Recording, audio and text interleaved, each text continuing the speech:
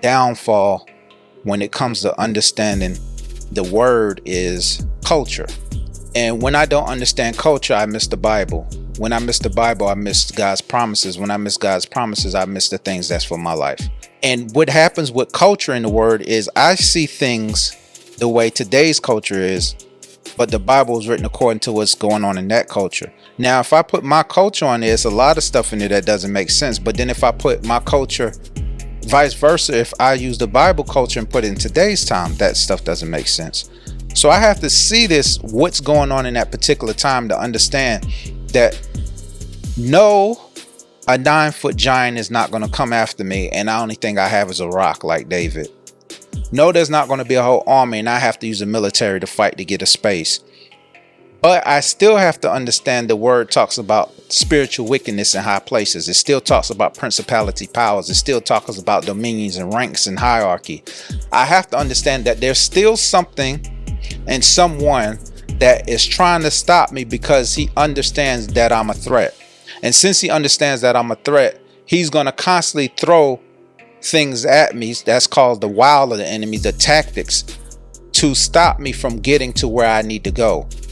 Every time in scripture, when there was a man, there was a woman, there was someone God chose to do something, there was always some type of adversity that was stopping them. And the thing about the adversity, what really drove a lot of them that messed them up was themselves. And though there was something that was there physically to stop them, there was sometimes in there at the same time they were dealing with themselves. So if I bring this to scripture, we have where there's Noah that's going to be the one to replenish the earth and is going to start everything over after this flood, but he can't deal with his own drunkenness.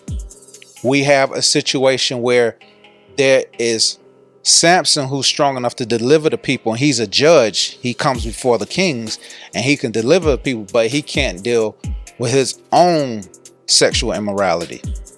All of this stuff has to do with there's also an adversary, but then there's also the enemy that's in me. There's also me that's stopping me. So the adversities and failures have more to do with than just what's facing you. Also, God is using that for you to see yourself. So now God says, okay, after you went past this, just like the book of James says, and you come out as pure fire, and these trials and tribulations is to purify you. He says, what have you learned from this? What are you doing now? Where are you at in me? What have you got to since you've done this? What do you see now? So now that we in this stage of this failure, now when you get back up, where do you go from here? Do you continue to mope? Do you continue to feel bad about yourself? Do you continue to say, I can't do this? Or do you go to this next step? So the enemy is on the backside laughing because he knows that you're in your own head and you're in your own way.